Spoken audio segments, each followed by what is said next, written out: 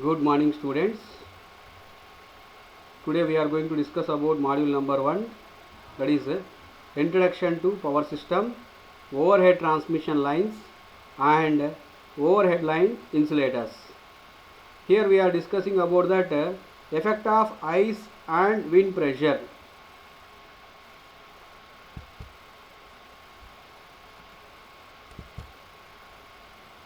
So the effect of ice and wind pressure is the two effects which are acts on the conductor, because electrical energy is transferred through the overhead line transmission lines from one location to another location. While it is transferring via transmission lines from one location to another location, definitely it is exposed to atmosphere. Once it is exposed to atmosphere, it is going to affect with temperature. Due to rise of temperature, there is a increase that sag on the two successive poles. Once the sag will increases, then the weight of the conductor is going to increases and it is affected. Then one more one is due to that snowfall or weight of ice on the conductor, that is weight of ice on the surface area of the conductor.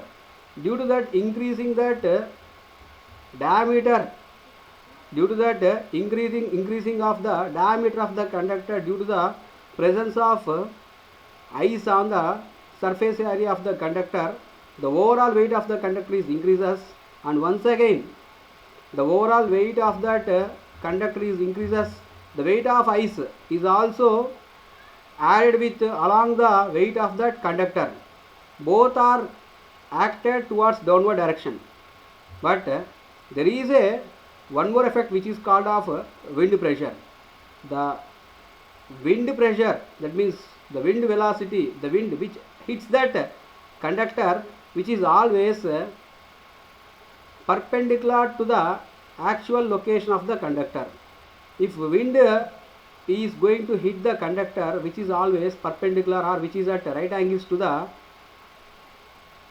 location of the conductor, then it is one more effect. There are totally three effects on the conductor. One is because of weight of ice, actual weight of the conductor, and wind pressure, and due to that rise of the temperature. So anyhow, here we are going to discuss about that effect of ice and wind pressure.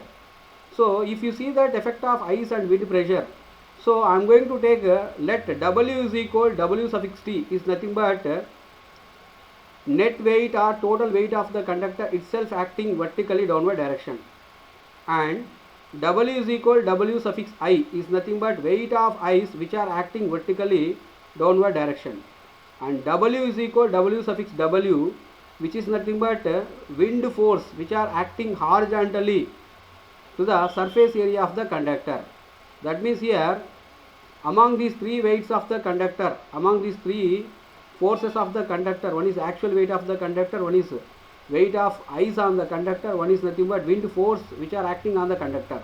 Among these three forces, the first two forces, that is actual weight of the conductor and weight of ice, both of them acting vertically downward direction, and wind force which is acting always horizontal to the actual location or to the surface area of the conductor.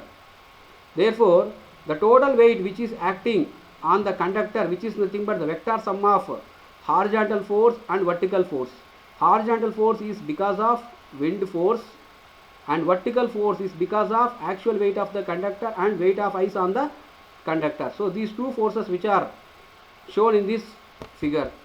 So here the total weight, the total net weight is nothing but the vector sum of these two components. One is the sum of actual weight and because of weight of ice on the conductor, and one is because of wind force. Therefore, the total weight of the conductor Wt is equal square root of W plus Wi whole square plus W suffix W whole square. The important points here, it is the sag direction. The sag direction is at an angle theta, which is measured with respect to vertical force. Hence the sag is called as slant sag. Therefore, slant sag S is equal the formula WT into L square divided by 8T. Here the sag is directly proportional to net weight of the conductor and the length of span between the two supporting poles of the conductor, and it is slant sag, that is S, is inversely proportional to tension on the conductor. Therefore, the weight of the conductor is increases, the sag is increases. The length of the span is increases, the sag is increases. If tension increases, the sag decreases. If tension decreases, the sag is going to increases here. Next. The conductor adjusts itself in a plane which is at an angle theta with respect to vertical plane, because in vertical plane with respect to sag, the conductor is connected between the two successive poles.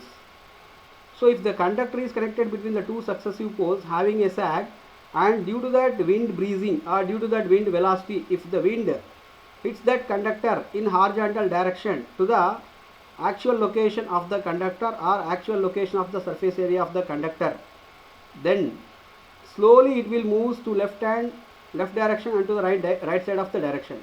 Anyhow, it acts the overall force towards the downward direction with at an angle of theta.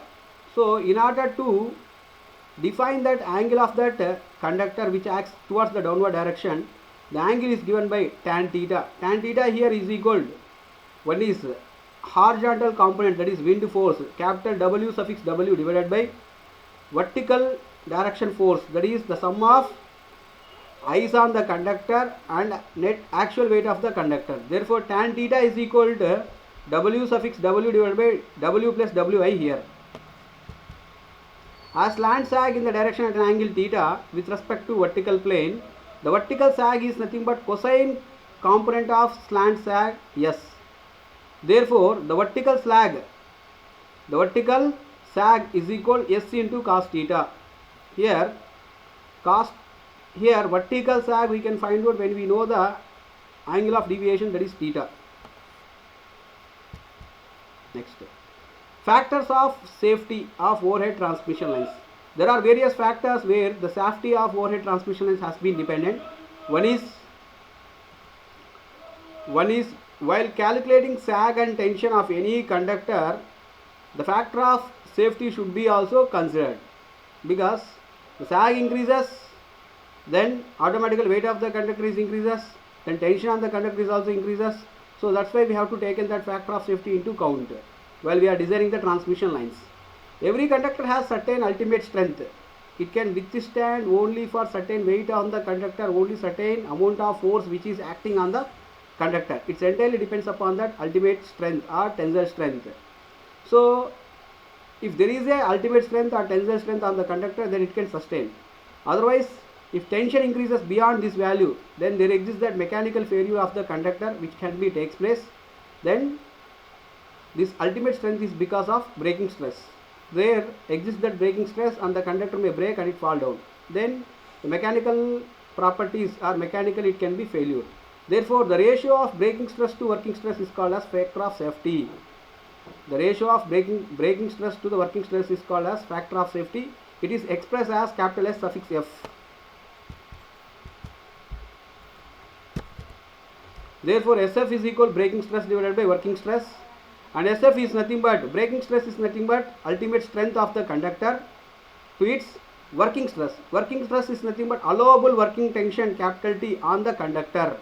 The allowable working tension capital T on the conductor, if it is in the safety limits, then it doesn't failure that mechanically, otherwise it failures that mechanically. The factor of safety do not have any units as both of them are expressed in the same units. So by this way here we can look about that factors of safety. The factors of safety mainly depends upon sag, tension and ultimate strength, and one more one that is called as factor of safety. The factor of safety is also again depends upon the ratio of breaking stress to its working stress. So whenever all these limits are within the specified limits, then nothing to worry, otherwise it loses its stability. Thank you.